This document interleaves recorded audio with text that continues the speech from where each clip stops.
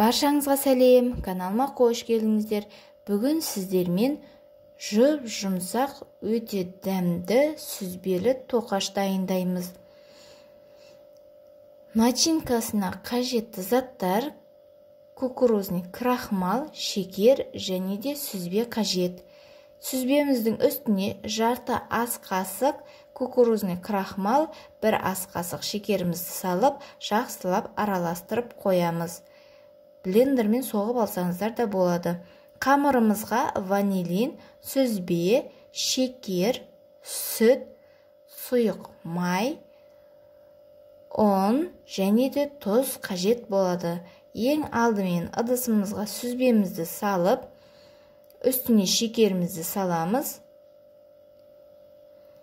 Шым-шым тұзымызбен шым-шым ванилинімізді салып, жақсылап араластырамыз. Егер сүзбелеріңіз ірі болса, блендермен соғып алыңыздар. Менде блендер болмағандықтан осылай қасықпен араластырдым.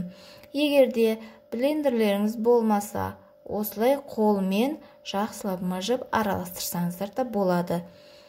Үстіне сұйық майымызды және де сүтімізді құямыз. Ұнымызды салып, жұмсақ қамыр илейміз.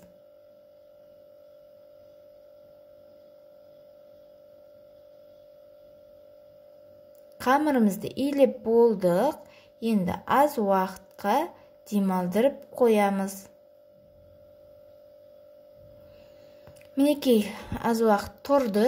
Үстіне аздаған ұн сеуіп, жайып шығамыз.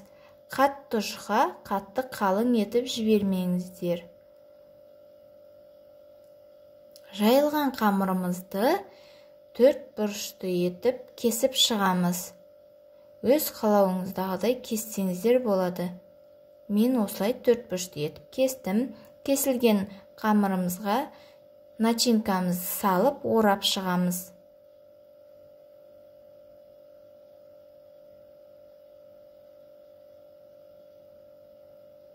Неке барлығы дайын. Дайын болған тоқаштарымызды алдын ала қыздырылған 180 градуста қызарғанша пісіріп аламыз. Піскен тоқаштарымыздың бетіне сахарный пудраны сеуіп шығамыз. Менеке жұмсақ тоқаштарымыз дайын. Баршаңызға аз болсын, дайындап көріңіздер. Рецепт ұнаса лайк басып, комментария жазуды және де каналыма жазылып, колокольчик все батырмасын басуды ұмытпаңыздар.